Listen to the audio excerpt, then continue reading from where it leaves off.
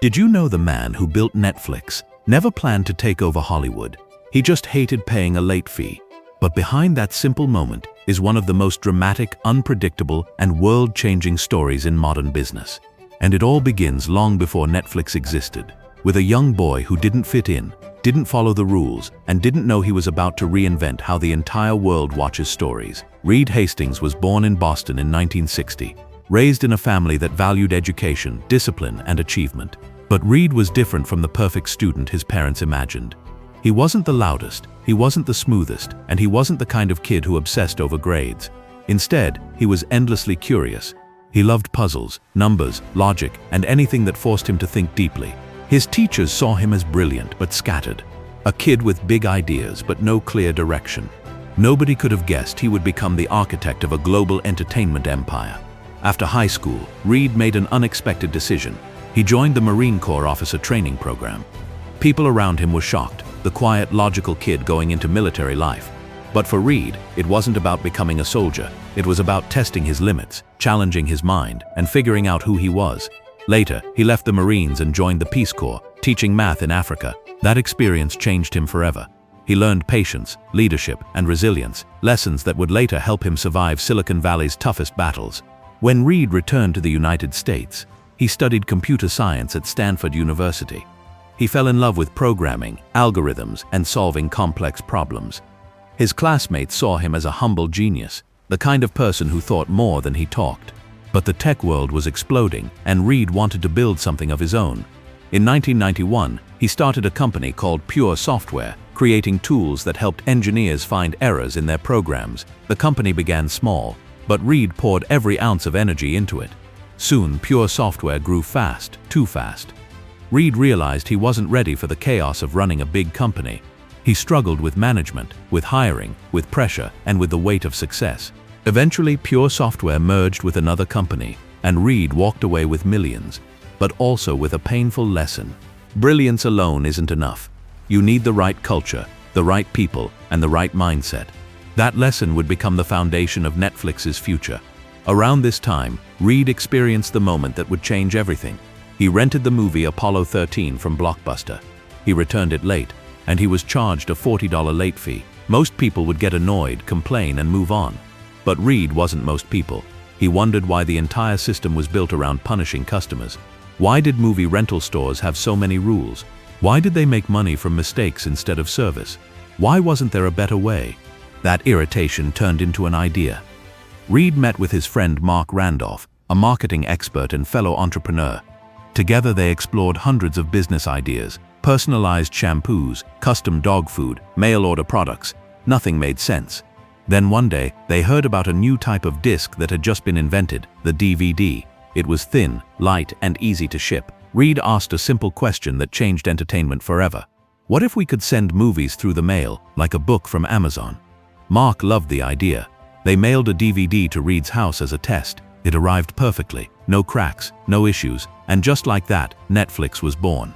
In 1997, they launched a small website where people could rent DVDs online and get them delivered to their homes. No late fees, no return deadlines, no pressure. People loved it instantly, but the business model wasn't profitable yet. Shipping costs were high, DVD demand was unpredictable, and the internet was still young. Reed and Marc kept experimenting, kept testing, kept adjusting.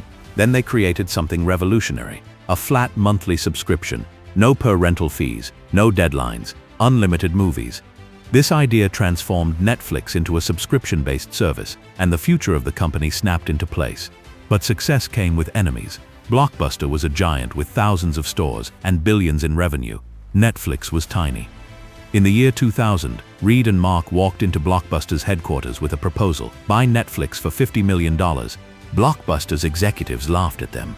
Literally laughed. They saw Netflix as nothing more than a weird internet experiment. But that moment only fueled Reed's determination. If the giant didn't believe in them, fine. They would outsmart the giant instead.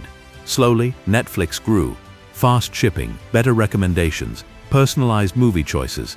Customers felt valued in a way Blockbuster never imagined.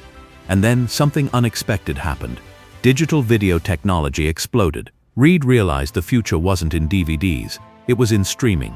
watching movies and shows instantly, with no shipping at all. It was a massive risk. Streaming was expensive. The internet wasn't fast enough. Studios didn't trust the model. But Reed had the courage to jump first. In 2007, Netflix officially launched streaming. At first it was small, only a few shows. But soon broadband got faster, content deals expanded, and customers fell in love with on-demand entertainment. Netflix grew and grew until Blockbuster collapsed under its own weight. The company that once laughed at Reed went bankrupt, while Netflix soared.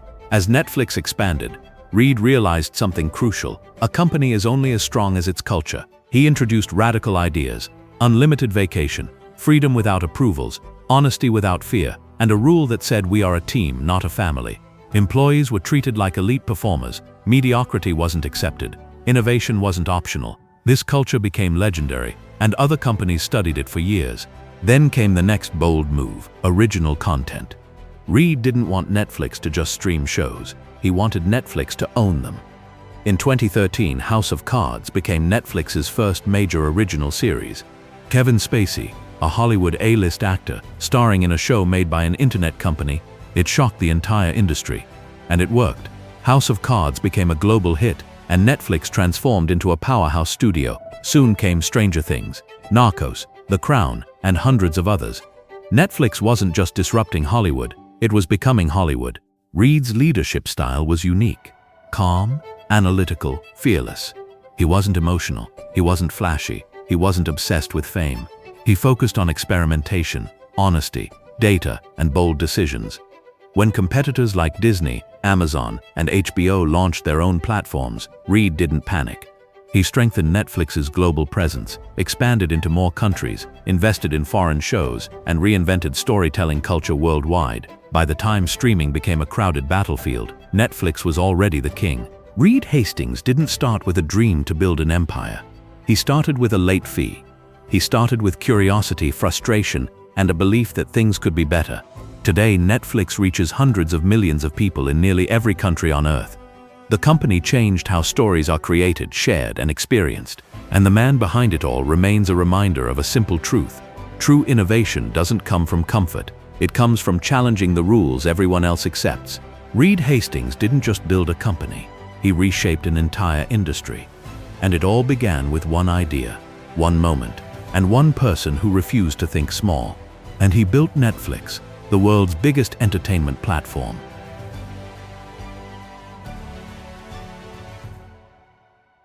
If you enjoyed this video, I highly recommend watching this next one. It's just as powerful.